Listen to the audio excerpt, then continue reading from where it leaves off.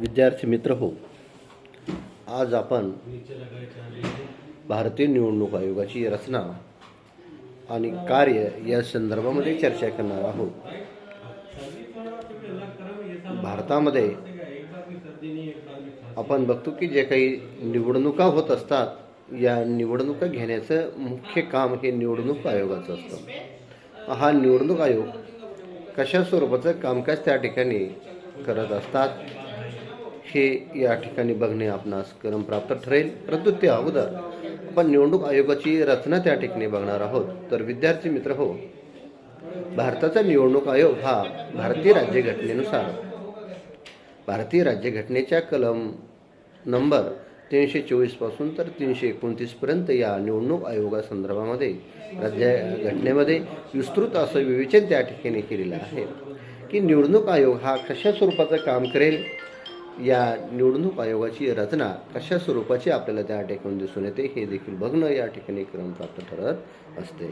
तर विद्यार्थी मित्र हो, भारताच्या निवडणूक आयोगामध्ये त्या ठिकाणी एक मुख्य निवडणूक आयुक्त असतो, त्याला मदतनीस म्हणून इतर त्याला सहाय्यक म्हणून 2 निवडणूक आयुक्त उपायुक्त त्या ठिकाणी निवडणूक केली असतात. मग या निवडणूक आयोगाचे निवड करत असताना IAS दर्जाचा व्यक्ती त्या ठिकाणी निवडून त्याची राष्ट्रपतीद्वारे नियुक्ती त्या ठिकाणी केली जात असते. मग या व्यक्ती वेगवेगळ्या क्षेत्रातील देखील त्या ठिकाणी नामवंत त्या ठिकाणी असाव्या लागत असतात आणि हा व्यक्ती एकदा पदावर नियुक्त झाल्यानंतर 6 वर्षाचा कालावधी तो पदावर तो निवडणूक आयोगाचा राहू शकतो किंवा वयाच्या 65 वर्षापर्यंत तो पदावर राहून आपला त्या ठिकाणी कार्यभार त्या ठिकाणी करत असतो. तर विद्यार्थी मित्र हो, भारताचे पहिले निवडणूक आयुक्त हे सुकुमार सेन हे होते. त्यांना ब्रिटिश काळामधील नोकरशाहीमध्ये खूप मोठा कामकाजाचा अनुभव होता. दीर्घ काळ त्यांनी ब्रिटिश कालावधीमध्ये सेवा बजावण्याचं काम त्या ठिकाणी केलं गेलेलं होतं. मग अशा या उपयुक्त आणि ज्ञानवंत सुकुमार सेन यांची नियुक्ती भारत सरकारनं 1950 नंतर त्या ठिकाणी केली गेलेली आपल्याला त्या ठिकाणी दिसून येते. आणि त्यांच्याच मार्गदर्शनाखाली भारताच्या लोकसभेच्या 1952च्या पहिल्या निवडणुका त्या ठिकाणी पार पडलेल्या आपल्याला त्या ठिकाणी दिसून येतात.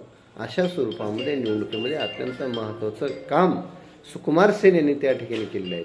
कारण भारत जेव्हा स्वातंत्र्य झाला होता, भारतामध्ये अनेक अंधश्रद्धा अज्ञान त्या ठिकाणी होता. निवडणुकीचा हा पहिलाच प्रयोग लोकशाहीचा भारतामध्ये त्या ठिकाणी होणार होता. परंतु आपला प्रदीर्घ अनुभव त्यांनी पणाला लावून त्या ठिकाणी हा निवडणूक आयोगाचं काम त्या ठिकाणी केलं गेलेलं त्या आपल्याला दिसून येतं. अशा स्वरूपामध्ये भारतीय राज्यघटनेमध्ये भारतीय राज्यघटनेनुसार आपल्यास निवडणूक आयोगाची रचना त्या ठिकाणी लक्षात येत असते. आणि जसा केंद्रीय या लोकसभेच्या ज्या काही निवडणुका होतात, यामध्ये राष्ट्रपती असेल, उपराष्ट्रपती असेल, यांच्या अप्रत्यक्ष निवड त्या ठिकाणी जनतेद्वारे केली गेली आपल्याला दिसून येते. मग या ठिकाणी त्यांचे नियमाचं कामकाज करण्याचं काम त्या ठिकाणी दिसून येतं. निवडणूक आयोग हा लोकसभा, राज्यसभा, राष्ट्रपती, उपराष्ट्रपती आणि राज्यसभेच्या निवडणुका त्या ठिकाणी घेण्याचं काम त्या ठिकाणी करत असतो. मग या आयोगाला मदत करण्यासाठी प्रत्येक राज्याच्या राजधानीच्या ठिकाणी एक राज्य निवडणूक आयोगाची रचना त्या ठिकाणी केली गेलेली आपल्याला दिसून येते. मग या राज्य निवडणूक आयोगाचे अधिकारी देखील अशा स्वरूपांची निवड राष्ट्रपती त्या ठिकाणी करत असतात. राज्यपालाची सहमती त्या ठिकाणी घेतल्या जात असते आणि त्यांची नियुक्ती करण्याचं काम त्या ठिकाणी केलं जात असतं. भारताच्या महाराष्ट्र राज्याचे जे काही निवडणूक आयुक्त आहे ते दिनेश टी वाघमारे सध्या 2025 पासून त्या ठिकाणी कार्यरत असताना आपल्याला दिसून येतात.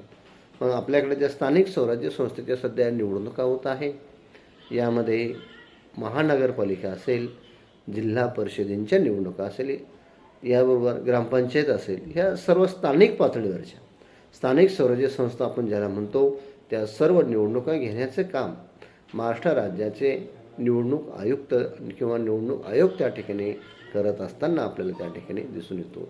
मग अशा वेळी राज्यघटनाच्या मार्गदर्शन त्या ठिकाणी घेतलं जातं किंवा निवडणूक आयोगाची जी काही नियमावली तयार केली गेलेली आहे त्यानुसार निवडणूक प्रक्रिया त्या ठिकाणी पार पाडली आपल्याला दिसून येत असते. आज आपण बघतो की भारताच्या लोकशाही हा प्रचंड लोकसंख्येमुळं प्रचंड मोठी भारताची लोकशाही देखील आहे. या लोकशाहीच्या निवडणुका घेणं अत्यंत महत्त्वाचं काम या निवडणूक आयोगाला त्या ठिकाणी पार पाडावं लागत असतं.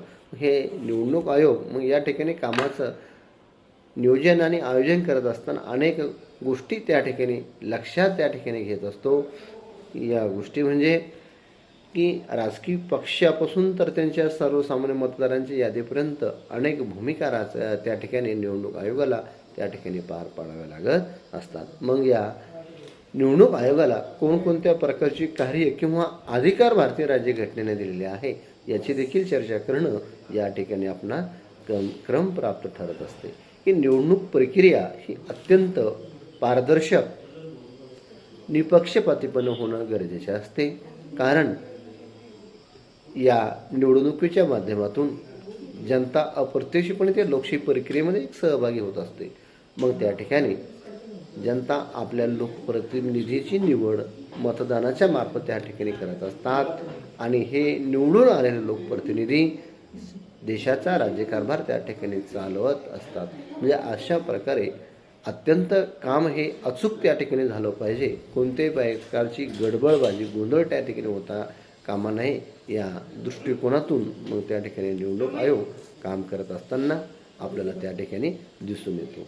म्हणजेच काय की निवडणूक आयोगाला हा अत्यंत महत्त्वाची भूमिका त्या ठिकाणी करावी लागत असताना आपल्याला दिसून येतं. म्हणून मग निवडणूक आयोग हा भूमिका करत असताना अनेक प्रकारचं निवडणुकीचं व्यवस्थापन करणं हे देखील महत्त्वाचं काम निवडणूक आयोगाला त्या ठिकाणी पार पाडत असताना आपल्याला